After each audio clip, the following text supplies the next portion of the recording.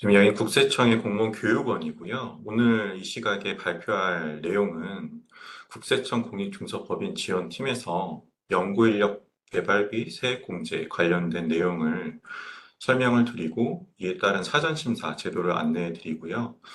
이거 관련된 연구개발 활동이라든가 비용에 대한 판정 유형을 설명을 드리도록 하겠습니다. 예, 그러면은 갖고 계신 자료나 화면을 보시면서 설명을 드리도록 하겠습니다.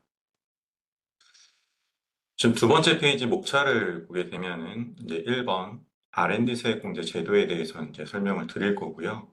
두 번째 이제 R&D 세액공제에 대해서 국세청이 현재 운영하고 있는 사전심사 제도를 소개를 해드리도록 하겠습니다. 그래서 1, 2가 끝난 다음에 잠시 쉬면서 질문 응답을 좀 받도록 하고요. 그 다음에 세 번째 연구개발 판정 유형, 그 다음에 네 번째 비용 판정 유형을 설명을 드리도록 하겠습니다. 여러 명이 지금 이렇게 동시에 듣기 때문에 마이크를 켜고 질문을 하는 거는 좀 지양을 해주시고요. 되도록 키인을 하셔서 질문을 받도록 하겠습니다. 네, 그러면 설명을 시작하도록 하겠습니다. 네, R&D 세액공제 제도에 대해서 설명을 드리도록 하겠습니다. 첫 번째 페이지 보시면은 R&D 세액공제는 조세특례 제한법 제10조에 내국인이 연구인력 개발비로 지출한 금액의 일정 비율을 법인세 또는 소득세에서 공제하는 제도입니다.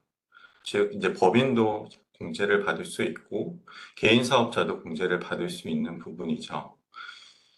지금 세액 공제율은 25년 기준으로는 아래와 같이 이제 퍼센트지가 되어 있습니다. 저희가 구분으로는 국가전략기술, 그 다음에 신성장 원창기술, 그 다음에 일반 R&D 이렇게 세 가지가 구분되어 있고요. 중소기업 같은 경우에는 25%에서 최대 50%까지, 대기업 같은 경우에는 2%에서 최대 40%까지 이렇게 받을 수 있는 세액공제율입니다. 세액공제입니다. 증가분 방식이 표현이 되어 있는데 증가분 방식은 직전 연도 대비해서 올해에 발생한 연구개발비 차액의 25%가 올해 발생한 연구개발비의 25%보다 많을 경우에 반영이 될 수 있고요. 보통 법인세 신고서에 그 계산하는 양식이 기재되어 있으니 두 계산법에 따라서 계산한 이후에 큰 금액으로 세액공제를 신청하시면 됩니다. 지금 이 세공제율이 보통 중소기업이 많이 신청을 하니까 25%를 좀 예를 들어서 말씀을 드리면 연구원 한 명이 있고 연구원 한 명에 대한 인건비가 1억이었을 때 그 1억이 연구개발비라고 생각을 하시고 세공제를 신청하신다면 그에 대한 25%, 즉 2,500만 원이 그 법인이 신고할 법인세에서 2,500만 원을 감할 수 있는 부분입니다. 상당히 큰 제도죠. 공제율이 상당히 높은 제도입니다. 그리고 그 2000, 그 해에 법인세가 2,500만 원이 안 됐다. 그러면은 그 다음에, 즉, 최대 10년까지 2월 공제가 가능한 세액공제 제도입니다. 그 다음 페이지를 보시면 이 R&D 세액공제 현황이 표기되어 있는데요. 이렇게 공제율이 높다 보니까 많은 기업이 이용을 하고 계시고요. 그 세액공제 규모도 이제 해가 갈수록 계속 증가하고 있습니다. 왼쪽 그래프는 이제 R&D 세액공제를 신청한 기업의 수입니다. 주황색이 이제 개인 사업자, 지금 한 12,000곳에서 신청을 하고 있고요. 그 다음에 법인도 한 43,000 곳에서 신청하고 있습니다. 그래서 매해 올라오고 있고, 그 세액공제 규모도 세액 중심으로 했을 때 21년도에는 2.7조 정도가 이제 신청이 됐는데, 최근까지는 4.6조까지 지금 좀 급하게 올라가고 있는 추세입니다. 많이들 이용하고 그거에 대한 기업에 주는 효과도 상당한 큰 제도인데요. 근데 이 제도가 다른 공제 감면 제도와는 좀 차이점이 있습니다. 3페이지를 보시면은 다른 공제 제도 같은 경우에는 뭐 기업의 외형이라든가 업종, 즉 뭐 벤처기업이다. 아니면은 반도체 기업이다. 아니면 지역, 특구 지역에서 사업을 진행하고 있다. 근로자 수, 급여. 이런 부분 형식적 요건만 충족을 하면은 그 공제제도를 이용할 수가 있습니다. 근데 R&D 세액공제 같은 경우에는 형식적 요건, 즉 전담부서나 부설연구소를 전부 지금 인정을 받으신 상황이시겠죠. 그런 형식적 요건에 플러스 실질적 요건, 즉 연구개발 활동에 부합하는지, 제외 활동에 해당되는지 되는 실질적 요건이 충족이 되어야지만 본 세액공제를 이제 올바르게 이용했다고 볼 수 있습니다. 비용 쪽으로 넘어가서 좀 더 상세히 말씀을 드려보면은 4페이지를 보시겠습니다. 맨 위에 이제 전담부서 요건을 만약에 충족을 했다라고 봤을 때 보통 기업에서 회계적으로 분류하는 경상연구개발비 전액이 세액공제 대상이 되는 게 아니고 아래 보는 큰 세 가지 유형에 대한 비용이 세액공제 대상이 됩니다. 첫 번째 인건비, 연구원의 인건비죠. 그리고 두 번째 재료비, 보통 시제품 제작 비용이라고 합니다. 그리고 세 번째는 기관이나 다른 기업과 공동 및 위탁 개발을 할 경우에 발생한 비용입니다. 이 세 가지가 세액공제 대상이 되고요. 인건비 같은 경우에는 당연히 급여 부분이 있고, 그 다음에 연구 개발 활동이 전담해야 된다라는 그 형식적 요건이 있습니다. 그리고 그 지급 총액과 사례보험 사용자 부담분까지 인건비 세액공제 대상이 되죠. 재료비 같은 경우에도 연구개발 활동이고 연구 전용으로 사용되었다라고 조건 하에 거기에 사용된 부품, 원재료, 씨앗, 견본품, 보통 저희가 시제품이라고 하죠. 음원, 이미지의 구입비, 대여비 등, 그 다음에 소프트웨어, 범용 소프트웨어 제어인 상황에서 소프트웨어의 구입비라든가 대여비, 그 다음에 클라우드 서비스 이용료 등이 이제 재료비에 들어갑니다. 공동 및 위탁 연구 개발비 같은 경우에는 당연히 연구 개발 활동이어야 되고요. 그 다음에 공동 또는 위탁 개발의 기관에 해당할 경우에 신청하실 수가 있습니다. 여기서 좀 더 말씀드리고 싶은 부분은 이 요건에 다 맞다고 하더라도 여기 우측 상단에 있는 문구를 좀 자그맣게 좀 써놨는데 특히 정부나 지자체에서 주는 출연금의 자산을 지급받아서 연구개발비로 지출한 금액은 제외하셔야 됩니다. 정부 지원 과제를 수행하신 경험이 있으신 기업들은 아시겠지만은 정부로부터 이제 돈을 받아서 연구개발을 활동하잖아요. 그 비용은 세액공제 대상이 되지 않습니다.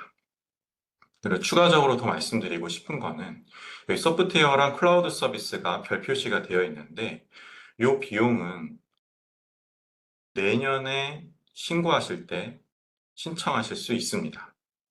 25년 2월 28일 속하는 과세연도 지출분부터 적용이 가능합니다.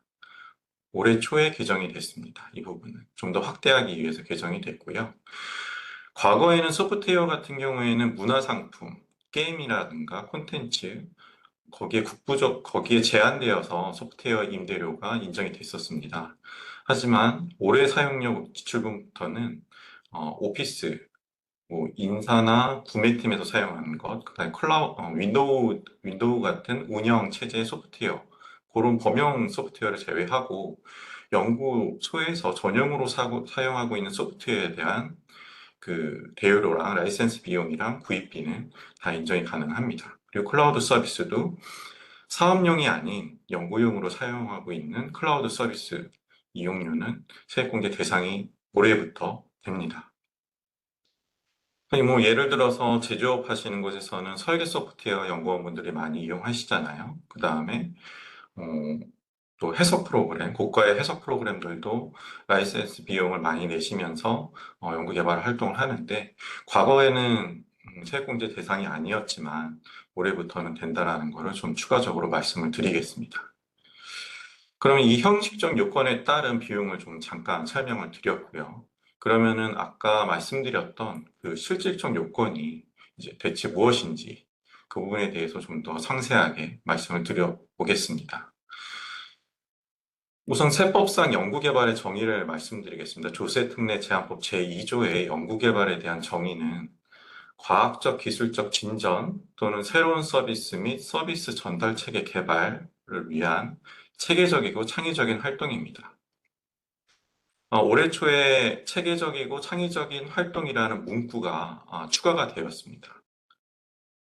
그래서 뭐 과거에는 체계적이지도 않고 창의적이지 않아도 새로운 서비스면 다 인정하는 거 아니었냐라고 생각하실 수 있지만 지금 이 개정된 사유는 명확화입니다. 보다 이해를 돕기 위해서 문구가 좀 추가된 부분입니다. 그래서 과거에도 체계적이고 창의적인 활동이어야 세액공제의 대상이 될 수 있습니다. 이 부분에 대해서는 좀 더 뒤에 이제 상세하게 설명을 좀 드리도록 하겠습니다. 제외활동도 법에서 지정을 하고 있습니다. 조세특례제한법 시행령의 제1조 2에 연구개발 제외활동에 대해서 총 10개의 제외활동이 언급이 되어 있습니다. 이 부분은 좀 중요하니까 한 개 한 개를 좀 제가 읽어를 볼게요. 1번 일반적인 관리 및 지원 활동. 여기서의 키워드는 이제 관리 활동이죠. 관리 활동. 예를 들어서 판례를 좀 예를 들어서 말씀을 드릴게요. 중견기업인데 연구개발 팀이 있죠. 연구소가 있는데 한 400명의 연구원이 있습니다. 근데 거기에 연구소장님도 당연히 계시겠죠. 임원분이. 근데 그 임원분이 실질적으로 연구개발 활동을 할 수 있느냐? 아니면 그 400명을 관리할 수밖에 없느냐라고 봤을 때 당연히 후자 부분이겠죠. 그래서 그 연구소장의 인건비는 부인된 사례가 있습니다. 그래서 그런 관리 활동, 지원 활동은 세액공제 대상이 되지 않습니다. 2번, 시장조사 판촉 활동 및 일상적인 품질 시험. 뭐 시장조사나 판촉 활동은 당연히 연구개발 활동이 아니라고 생각하실 거예요.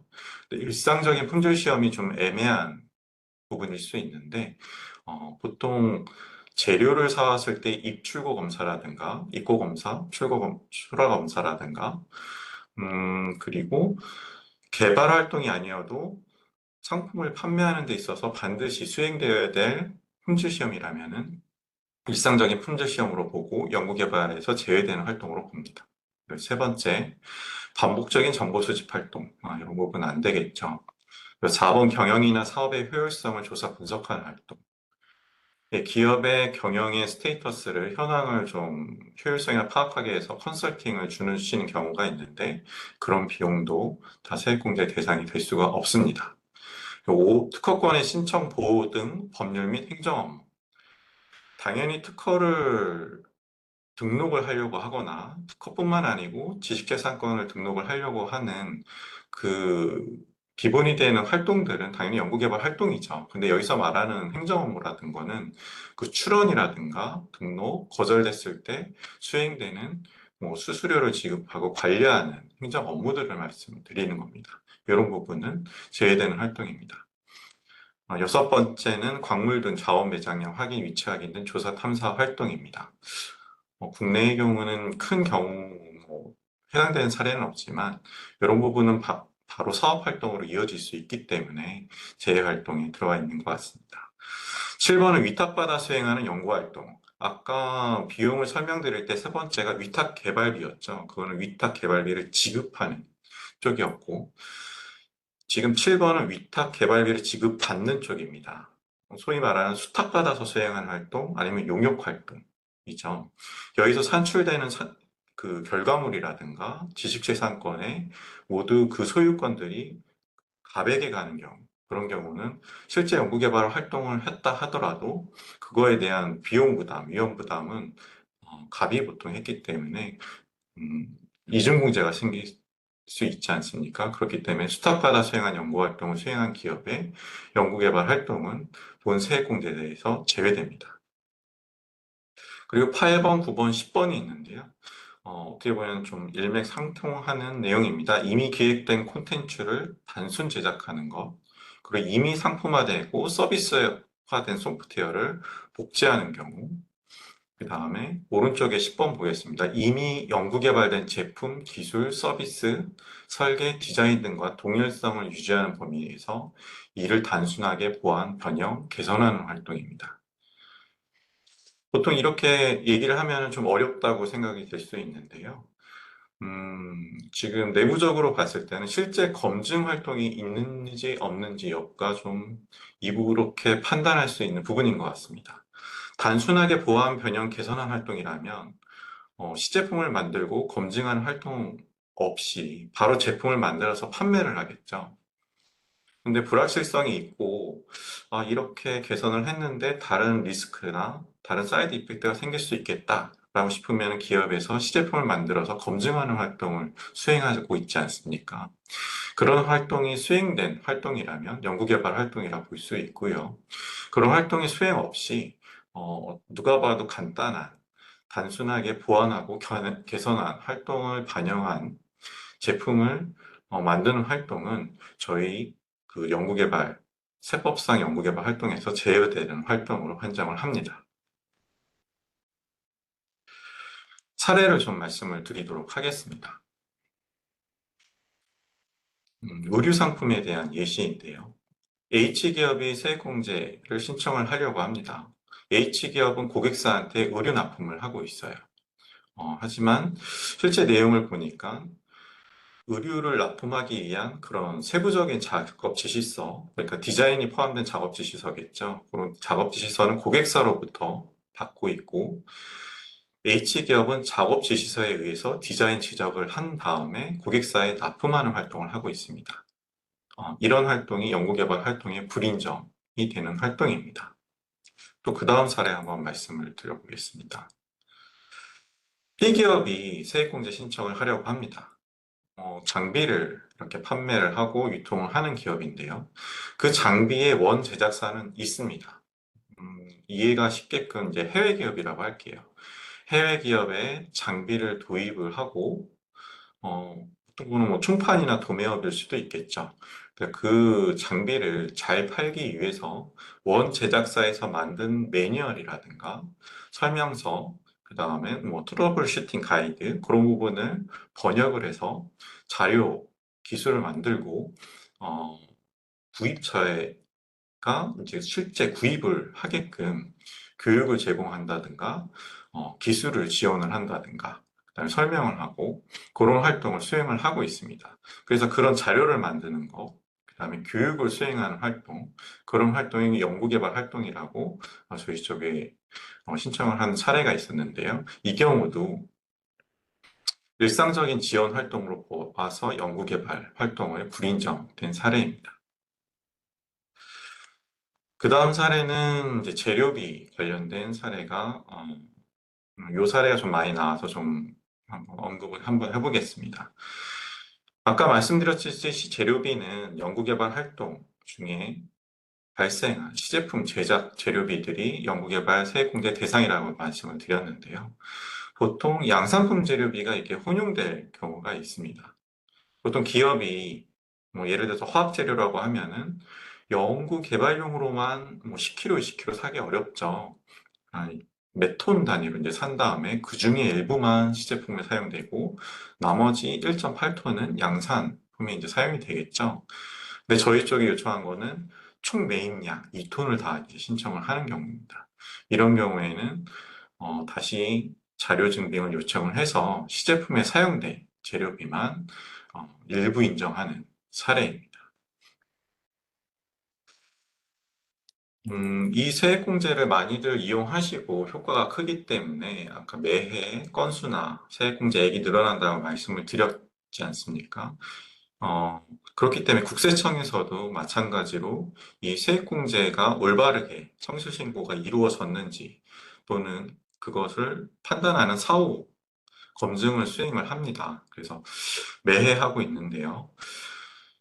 이 사후정례 분석 결과 추징 건수라든가 추징 세액이 매해 거의 배로 좀 늘어나고 있습니다. 21년도에는 뭐 155건에 27억 원 정도의 추징세액이었는데, 작년의 데이터를 보면은 864건이 추징이 되었고, 세액도 270억, 10배나 늘어났죠. 이렇게 계속 늘어나고 있습니다. 그 사례들을 좀 더 또 말씀을 좀 드려보도록 할게요. A기업은 세액공제 신고를 했습니다. 법인세 신고에. 그래서 세액공제를 했는데, 저희 국세청이 이제 전산적으로 이렇게 보다 보니까 사업관리 대상으로 선정이 되었습니다. 그래서 국세청이 A기업에 해명 자료를 요청을 했고요. 그래서 A기업은 그 해명 자료를 제출을 하였습니다. 그 해명 자료를 저희가 검토한 결과 A기업이 실제 작성한 보고서가 아니고 타인의 논문을 단순히 인용해서 단순 변형하거나 모방해서 A기업이 직접 수행한 연구 활동인 것처럼 조작을 해서 낸 부분이 확인이 되어서 세액공제를 부인을 하였습니다. 그래서 수정신고가 진행이 되었죠. 이럴 경우에 이제 세액공제 받았던 액을 가산세 플러스 해서 전부 다 돌려주셔야 됩니다. 더 추가적으로 알아보니까 A기업은 컨설팅 업체, 보통 연구개발 활동, 정부 지원 과제, 지자체 지원 과제 이렇게 잘 이렇게 수급이 되도록 컨설팅 해주는 업체가 있습니다. 양질의 컨설팅 업체도 상당히 많고요.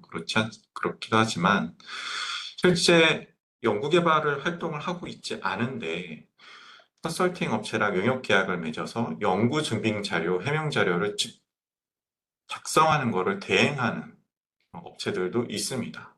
그래서 알고 봤더니 저희 쪽에 제출한 내용들은 전부 그 컨설팅 업체가 제작을 해줘서 A기업을 통해서 저희 국세청에 제출된 거였죠.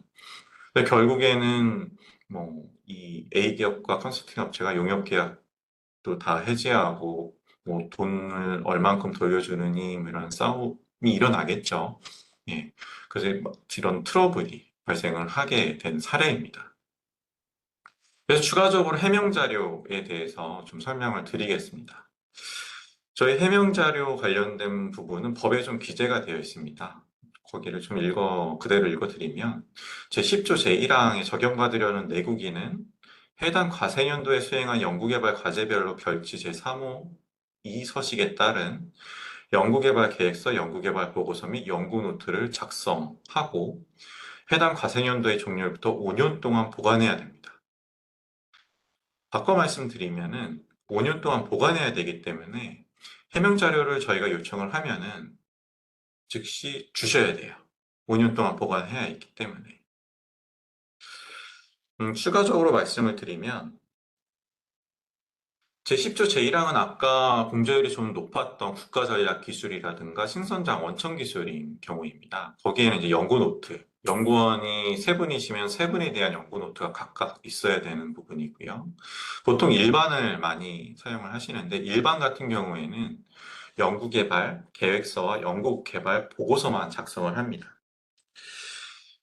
별지 제3호, 제2 서식이 있다고 되어 있는데 실제 보시면은 빈 공간이에요. 즉 정해진 양식은 있지는 않습니다. 연구개발 계획서라든가 연구개발 보고서의 양식은 각 기업에 정해진 양식대로 해면 되고요. 그 부분을 5년 동안 보관하셔서 만약에 사업가의 선정, 기업에 선정된다면은 저희 국세청에 해명자료 요청이 있을 시에 바로 제출을 해주셔야 됩니다. 이 부분을 말씀드리고요. 그 다음 사례도 한번 보겠습니다.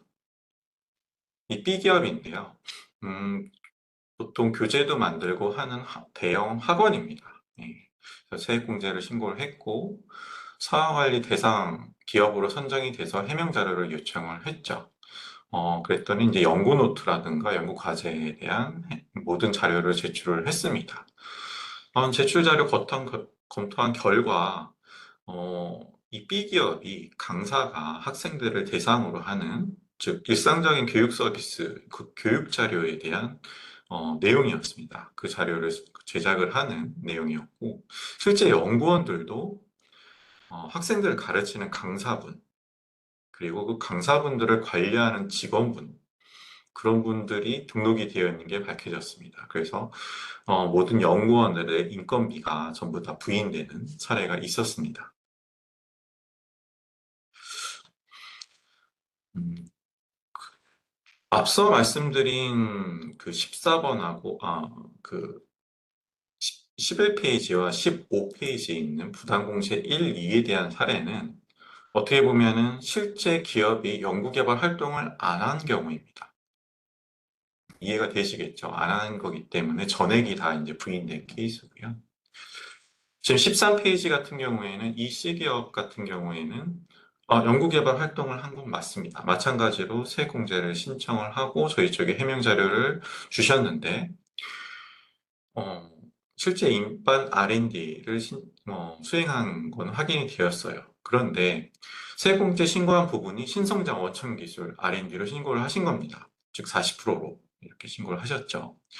신성장 원천 기술은 기업이 자체적으로 생각해서 이 우리가 있는 기술은 원천 기술이 맞아. 우리가 정말 고유야, 최고다 해서 하는 원천 기술이 아니고요. 법에 시행령의 별표 7에 273개의 기술이 좀 나열되어 있습니다. 거기에 해당되는 기술일 경우에 이 공제율이 적용이 되는 겁니다. 그래서 이럴 경우에는 이 공제율의 차이에 대한 차액을 저희 쪽에 이제 돌려 주셔야 되겠죠. 네, 그런 경우가 있고요. 또 추가적으로는 주주이면서 임원이신 분의 인건비, 그다음에 관리 직원의 인건비도 신고를 하셔서 이분의 인건비는 전액이 유인이 됐고, 그리고 이 다른 연구 인력 개발비의 총액의 이 40%와 25%의 차액도 가산세를 포함해서 지금 수정 신고가 된 사례입니다. 마지막 사례 보겠습니다. 똑같은 경우입니다. 이제 사업관리 대상으로 선정을 하고 여러 자료를 제출한 여러 자료 중에 당연히 저희가 이제 연구소 인정 자료, 지금 한국산업기술연구진흥원에서 주는 연구소 인정 자료가 있죠. 그 자료까지 이제 저희가 제출을 받는데 그 자료도 냈습니다. 그래서 저희가 기본적으로 이제 그 자료가 실제 연구소가 언제 생겼는지 확인을 하겠죠. 그 부분을 보다가 실제 우리가 알고 있는 데이터랑 상위해서 그 상기업 코이타에 확인을 요청을 드렸더니 이 문서는 조작된 문서다. 그 부분이 확인돼서 세액공제가 부인된 사례입니다. 왜 이렇게 해명 자료를 왜 이렇게 부인을 할까요? 그리고 아까 사례 첫 번째처럼 왜 컨설팅 업체를 통해서 이렇게 그 컨설팅 업체에도 상당한 비용을 주고 세공제를 받는 거잖아요. 왜 이런 일이 일어나는지를 생각을 해보면 어떻게 보면 아까 서두에 말씀드렸던 공제율과 좀 밀접한 관계가 있습니다. 워낙 공제율이 높고 기업의 이제 세 부담을 줄여주는 효과가 크다 보니까 이런 부정한 방법, 좀 어떻게 보면 악의적인 방법까지 선택을 하시면서 세액공제를 받으려고 하시는 경향이 생기는 겁니다. 이런 부분이 생기고 나중에 걸려서 뱉어내는 그런 비용이 상당히 크기 때문에 이런 불확실성을 좀 줄이고자 국세청은 이제 사전심사 제도를 좀 운영을 하고 있습니다. 이 부분에 대해서 이제 설명을 좀 드릴 건데요. 15페이지 보겠습니다. R&D 세액 공제는 조세 절감 효과가 매우 크지만은 연구인력 개발 활동 여부라든가 공제 대상 비용의 범위 등에 대해서 기업과 국세청 간 이견이 발생할 우려가 높습니다. 그래서 세무조사라든가 아까 보여드린 사업관리 등에서 잘못 신고된 것으로 확인되는 경우에는 수년간 공제받은 세액에 가산세까지 포함돼서 부과가 됩니다. 상당히 비용이 큽니다. 작은 기업이라도 상당히 비용이 크게 되거든요. 그래서 납세자의 부담이 가중이 되기 때문에 20년부터 세액공제 가능 여부를 국세청이 사전에 확인해주는 R&D 세액공제 사전심사 제도를 도입하게 된 것입니다. 그 다음 페이지 보시면 이 사전심사 결과에 따라서 세액공제 금액을 반영한 경우에는 혜택이 주어집니다.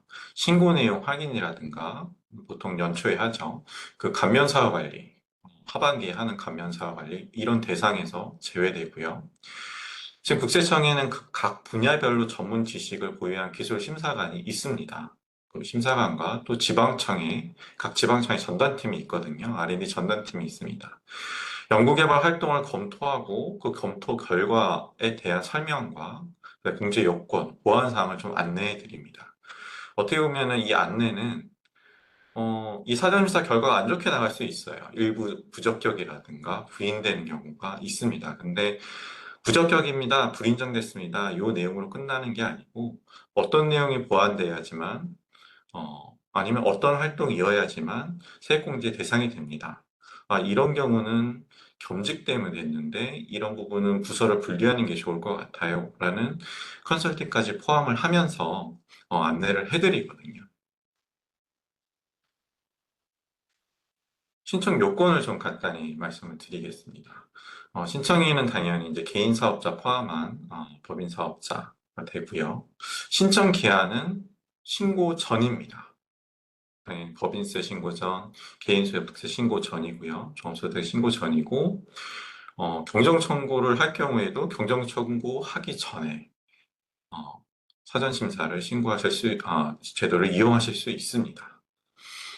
신청 방법은 홈택스, 우편, 방문 접수 다 가능하고요. 요거에 대한 서류라든가 그 방법 같은 경우에는 이제 국세청 홈페이지에 들어와 보시면 확인해 보실 수 있습니다.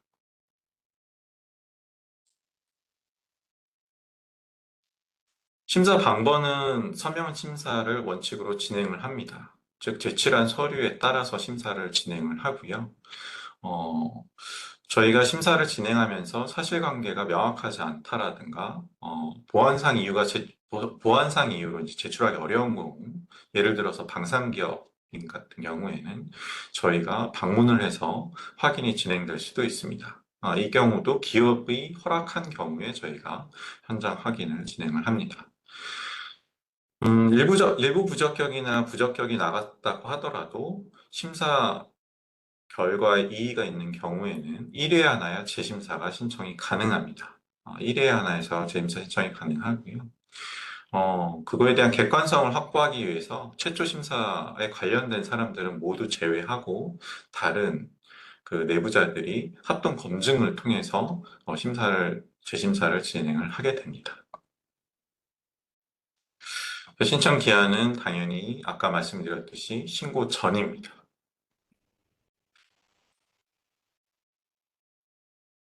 그 다음 페이지 보도록 하겠습니다. 네, 신청 서류에 대해서 좀 설명을 좀 드릴 텐데요. 우선은 이제 사전 심사 신청하는 서류가 있겠죠. 이제 거기에 이제 명세서라든가 비용에 관련된 부분이 좀 있고, 아까 말씀드렸던 해명 자료에 해당되는 연구개발 보고서, 그다음에 연구개발비 명세서가 있습니다. 그래서 크게는 이 세 가지에 대해서 어, 제출을 해주셔야 됩니다. 서류에 대해서 좀 간략히 보도록 할게요.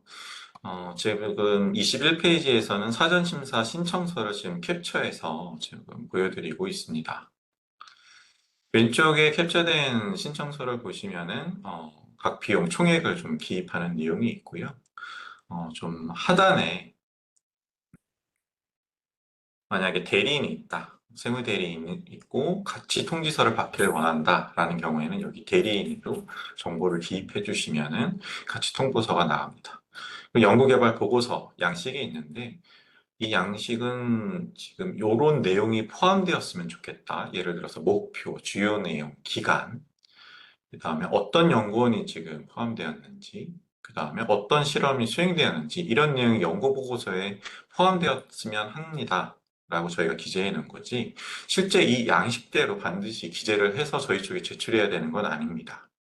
그래서 자체적으로 연구개발 보고서가 있다고 하면은 그 문서를 보관을 하시고, 그대로 이용해 주시면 됩니다. 그 다음 페이지 보겠습니다. 명세서입니다. 첫 번째 총괄표, 이제 비용이 있겠죠. 인건비, 재료비, 위탁 및 공동연구개발비, 정부 지원 과제를 했을 경우에 민간 부담금이 있죠. 민간 부담금에 대해서 기재를 해주시면 됩니다. 인건비가 약간 좀 문의가 많이 들어서 좀 설명을 드리도록 하겠습니다. 연구원 A의 인건비가 있고 생년월일 기재해 주시고 소속, 그 다음에 직급, 직책을 기재해 주신 다음에 보통 기업이 여러 과제를 수행을 하죠. 그리고 그 과제도 저희 과세 기간처럼 1월 달에 시작해서 12월 달에 끝나지 않죠. 다 이렇게 걸쳐서 수행이 되고 또 한 연구원이 여러 과제를 동시에 수행하기도 합니다. 그래서 여러 과제를 수행하고 있을 경우에는 이 과제를 전부 다 나열을 해주시고요. 거기에 대한 참여율을 이제 기재를 해주시면 됩니다. 보통 이제 참여율은 그 과제에 참여한 기간에 따라서 보통 이렇게 산정을 해주시는데요. 그런 논리적인 기준이 있다면은 그 참여율, 그 기준에 따라서, 자체적인 기준에 따라서 참여를 기재를 해주시면 됩니다. 만약 연구원이 연구개발 활동에 전담했다, 100% 활동을 했다, 그러면은 이 합이 이제 100%가 되는 겁니다. 이해가 되시겠죠? 만약에 연구원이 3명이다, 연구원 3명의 참여율이 모든 합이 100%가 되는 게 아니고요. 연구원 1명의 참여율이 100%가 되는 겁니다. 그 재료비 명세서 이렇게 있고요. 위탁연구개발비 같은 경우에는 위탁비를 받는 쪽에 대한 정보를 이렇게 기재를 해주시면 됩니다. 그리고 정부 지원 사업 같은 경우에는 민간 부담금의 이제 현금 부분이 중요하겠죠. 예, 이 현금 부분의 비용을 기재를 해주시면 됩니다. 그 6번의 인력개발비, 보통 이제 교육을 보내신다던가, 예를 들어서 연구원의 외산 설계 프로그램에 외부 교육을 보내준다는 이런 교육 비용, 아니면 내일채용 공제 비용 중에서 기업이 부담하는 비용, 인력개발 비용이 되겠죠. 이런 부분을 신고를 해주시면, 기재를 해주시면 됩니다. 홈택스에서 신청하는 방법을 간단히 설명드릴 건데요. 설명드릴 것도 없습니다. 이런 메뉴를 통해서 찾을 수 있는데, 이 부분이 아니라 이제 상측에 검색창이 있는데 여기에 연구라고 치시고 엔터를 누르시면 저희 연구인력개발비 세액공제 사전심사 신청 메뉴가 바로 뜹니다. 홈택스에 신청을 하게 되면은 이런 창이 뜨게 되는데요. 신청서를 제출하는 이런 창이 뜨고, 좀 중요한 부분은 심사 결과를 통보받을 세무대리인이 있는 경우에는 여기에 입력을 해주시면 같이 이렇게 통지서가 우편으로 가게 됩니다. 그리고 사전심사 진행 상황 및 결과 탭을 눌러보시면 실제 요 중간에 어, 검토, 진행 상태가 이제 확인이 되고, 지금 처리 담당이 누가 하고 있는지, 그리고 그 사람의 연락처가 이제 뜨게 됩니다. 이 부분이 이제 지방청일 수도 있고, 본청일 수도 있거든요. 세종에 있는. 예, 여기 전화번호가 있으니까, 지금 진행 상황이 어떤지, 아니면 내가 추가 서류가 낼 게 있었는데, 내지 못한 게 있다. 그런 경우에는 이 담당자 연락처 전화를 해주셔서, 문의를 하시거나 제출을 하시면 됩니다. 그리고 제출하는 추가 서류가 있는 경우에는 제출하시는 방법은 여기 아래, 여기 메뉴에 보면은 인터넷 접수 목록 및 추가 서류 제출이라는 메뉴가 있거든요. 여기를 키인을 하셔서, 클릭을 하셔서 업로드를 해주시면 됩니다. 예. 저희 처리 과정입니다. 지금 설명드렸던 신청서를 접수를 해주시고 제출 서류 확인 및 보완 요청을 저희가 드릴 수 있습니다. 그리고 저희는 이제 반려 대상 여부를 확인을 합니다. 반려 대상에 해당이 되면은 저희가 반려가 되고요. 그렇지 않은 경우에는 이제 심사가 진행되죠. 그래서 비용과 기술 검토가 수행이 되고요. 꼭 필요한 경우에 현장 확인을 하게 됩니다. 그럼 결과가 이제 서면으로, 우편으로 이제 결과 통지가 됩니다. 그래서 보통은 저희가 서면으로 통지서가 가기 전에, 내부적으로 이제 결제 올리기 전에 심사 결과에 대한 설명을 드립니다. 그리고 전문 서비스 제공을 하고요. 서면으로 이제 결과 통지서를 받은 다음에 이의가 있는 경우에 아까 설명드렸듯이 이제 재심사 신청을 가능합니다. 재심사 신청 방법은 아까 말씀드린 부분이랑 똑같습니다. 재심사 신청 사유사 한 페이지짜리가 있는데 그 사유서를 기재를 해주시고 홈택스에 똑같이 신청을 해주시면 됩니다. 사전심사 통지 결과 유형입니다. 그걸 간단하게 설명을 드리겠습니다. 적합 또는 일부 적합일 수 있고요. 연구개발 활동 과제랑 비용 인정 또는 일부 인정한 경우가 있고 부적합한 경우가 있습니다. 그래서 전액 이제 불인정되는 경우가 있죠. 이 위에 상단에 두 개 있는 경우는 실제 저희가 이제 심사가 이제 진행된 경우고요. 아래 치아와 반려는 이제 심사가 수행되지 않은 경우입니다. 이제 치아는 신청인이 심사 중단을 원할 경우입니다. 예. 갑자기 특별조사가 시작됐다라는 경우도 있을 수 있고요. 아니면은 저희가 추가 서류를 요청을 드렸는데, 내부적으로 지금 너무 바쁜 시즌이다. 아니면 연구원들이 전부 해외 출장을 장기 가 있어서 자료 취합이 지금 되지 않는 상황이다. 그러면은 취하를 할 수 있겠죠. 그래서 이거는 기업의 의지에 따라서 취하서를 제출을 해주시면은 저희가 취하 처리가 됩니다. 이 반려는 국세청이 반려하는 경우입니다. 1번이 이미 과세 신고한 경우입니다. 이미 법인세 신고를 3월 말에 했는데 이 부분이 좀 애매해서 6월 달에 신고한 경우. 이미 신고한 경우는 저희 사전심사 대상에 해당되지 않습니다. 그리고 이 보완 요청 기간에 대응이 없는 경우, 특별한 이유 없이 증빙자료 제출을 거부하는 경우, 이 부분도 저희가 사무처리 규정에는 반려의 대상이 되긴 합니다만, 이런 경우에는 실제 심사관과 기업이랑 이제 유선상 통화를 좀 많이 하겠죠. 특수한 경우가 있다. 예를 들어서 뭐 아까 말씀드렸듯이 누가 장기간 뭐 출장을 갔습니다. 한 2주 후에는 대응이 될 것 같아요. 이런 부분을 말씀을 주시면 저희가 그때 추가 서류가 입고될 때까지 기다리거든요. 그래서 이 부분은 뭐 저희가 2주가 14일이 지나면 반드시 반려합니다. 이건 아닙니다. 예. 유선상 충분히 좀 사정을 말씀해 주시면 저희가 사정을 감안해서 심사를 진행을 합니다. 그리고 실제 연구개발 활동이 아닌데 단순 법령 해석 사항에 대한 문의인 경우, 그다음에 아까 추가 서류 제출을 그 탭에 대한 메뉴를 이용하지 않고 사전 심사를 새로 신청하는 방법으로 추가 서류 제출한 경우도 좀 은근히 있거든요. 이런 경우에도 그 추가 서류 제출은 저희가 이제 이렇게 잊고 처리를 하지만 그 건은 이제 반려 처리를 합니다. 예. 이제 홈택스에 중복 신청한 경우도 반려 처리를 합니다. 우선 심사 제도가 있습니다. 저희가 이제 보통 법인세 신고라든가 소득세 신고 이제 월이 다 정해져 있잖아요. 대부분 그 정해진 월에 이제 좀 많이 이용을 하시는데 상당히 이제 몇천 건이 이제 그 달에 몰리게 됩니다. 그래서 몰리게 되면은 시간상 접수된 건으로 저희가 이제 사전 심사를 수행을 하게 되는데 그 건 안에서도 미래성장세정기업이라든가 벤처기업 인증 목적으로 저희 사전심사 제도를 받는다든가 신성장 원천기술, 밸류업 포창 중소기업 기술, 국가전략기술 같은 경우에는 우선 심사를 진행을 합니다. 좀 늦게 접수를 하셔도 좀 우선으로 저희가 좀 앞으로 끌어당겨서 심사를 진행을 하게 되죠.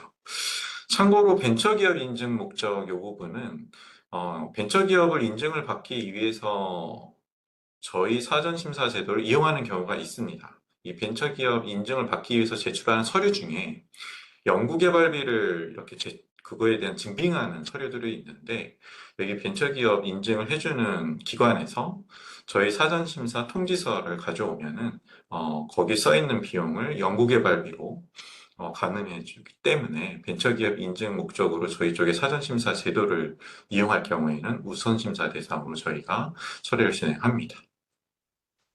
우선심사 대상인 경우에는 14일이 지난 저희가 심사하는데 14일이 경과됐다. 그럼 실제 진행 상황에 대해서도 유선으로 알려드립니다. 이 부분은 정부지원과제 민간부담금에 대한 부분인데요. 법에 딱 좀 명시가 되어 있어요. 정부로부터 받은, 기관으로 받은 출연금은 모두 제외된다. 이 세액공제 대상에. 그래서 여지껏 정부 지원 과제를 수행하고 있으면은 아예 세액공제를 신청을 안 한 기업들이 상당히 많았습니다.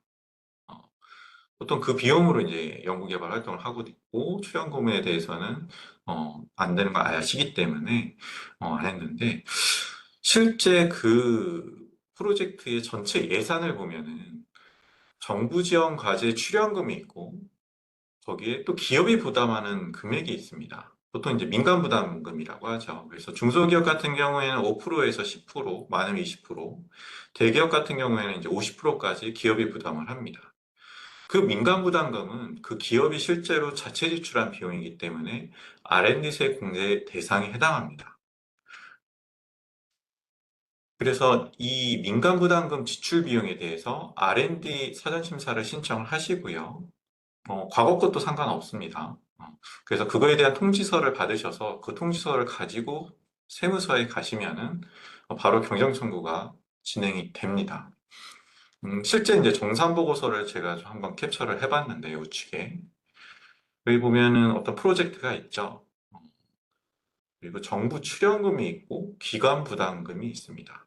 그래서 요거의 합계 예를 들어서 우측 하단에 있는 합계 5,300만 원이 지금 이 프로젝트의 총 예산이죠. 근데 정부 출연금은 4천만 원 현금이었고 기관 부담금은 현물 포함해서 1,334만 원이 되어 있습니다.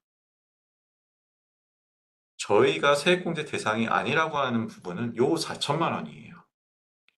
여기서 기관 부담금 현금과 현물은 세액공제 대상이 됩니다.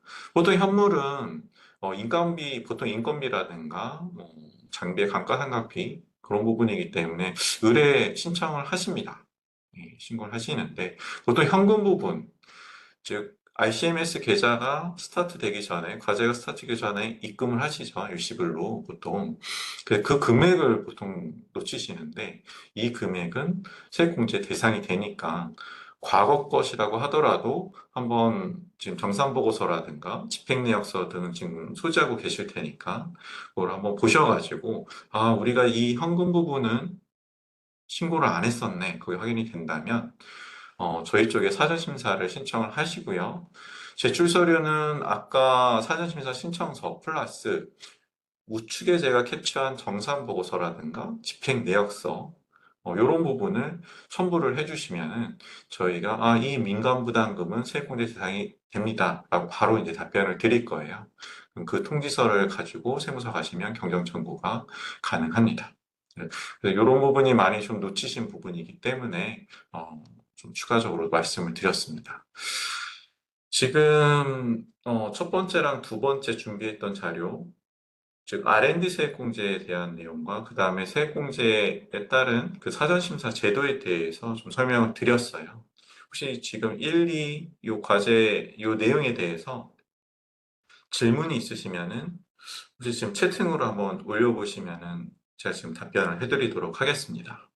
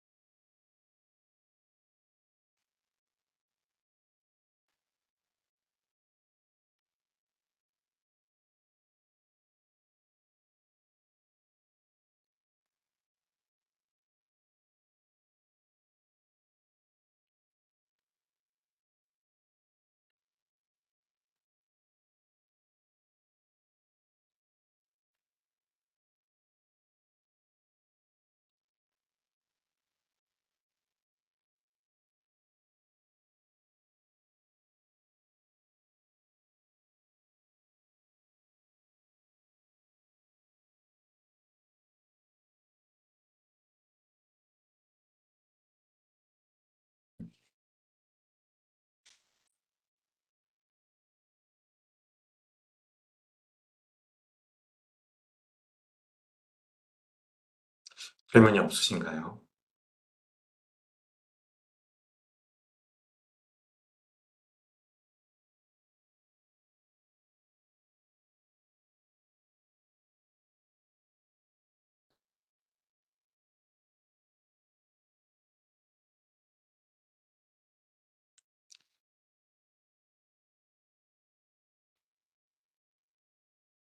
출연금으로 지출하는 비용이 R&D 세액공제 대상에서 제외되는 겁니다. 어, 지금 29페이지죠. 29페이지 보시면은 민간부담금이 세액공제 대상에 해당하고요. 그러니까 정부지원과제 예산이 보통 9대 1인가요? 정부 지원 출연금이 9, 민간부담금이 1, 10% 정도 해당되는데 그 10%가 세액공제 대상에 해당된다는 내용이고요. 국가가 지출한 저희가 지원받은 출연금 부분은 제외된다라는 내용입니다. 신청서 접수 결과 통보까지 기간은 보통 한 달이 소요되는데요. 그거는 이제 좀 저희가 많이 몰리지 않았을 경우이고요. 2월 달, 3월 달에 접수된 경우에는 상당히 오래 걸리기도 합니다. 경우에 따라서는. 예. 연구소가 없는데 연구 관련 투자 금액이 발생하면 지금 이 형식적 요건을 예를 들어서 이제 연구소와 연구 전담 부서를 예를 들었는데요. 그건 이제 코이타죠. 그 경우 외에도 연구 개발업을 그 사업을 하시는 경우에도 되고요. 디자인 전문 회사라든가 또 그 콘텐츠 쪽에 이제 인증받는 경우가 있습니다. 거기에도 이제 창작 부설 연구소, 창작 전담 부서 이런 형식적 요건이 갖춰지면은 어, 그 세액공제를 받으실 수 있습니다. 근데 지금 제가 말씀드린 여러 가지 케이스가 다 되지 않는다. 그러면은 본세액공제 대상은 되지는 않습니다. 24년도에 정부지원금 인건비라 공제 안 받았는데 25년도에 심사 받으면서 불인정 받았다. 이 24년도 인건비 세액공제로 경정 청구 가능한가요?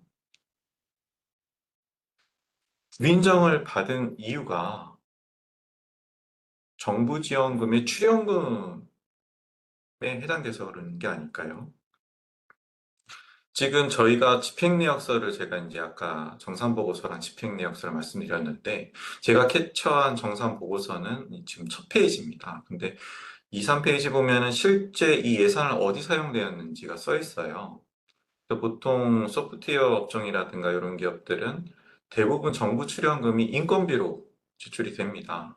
그럼 인건비에 그 정부 출연금으로 지원을 받은 재액은 제외돼야 되죠. 그 부분은 제외되는 게 맞습니다. 정부 지원 과제의 기간이 정산 보고서가 나오지 못하는 기간이면 사전 심사는 못 신청할까요? 정산 보고 그러면 협약서만 내실 수 있는 상황인데 협약서는 계획이고 실제 쓰는 돈이 좀 도중에 많이 바뀌는 거를 많이 봐왔습니다. 그렇기 때문에 정산 이후에 신고를 해주시는 게 맞습니다. 정부 지원금으로 인정을 못 받아서 다시 지원금을 반환했을 경우 경정 청구 여부입니다.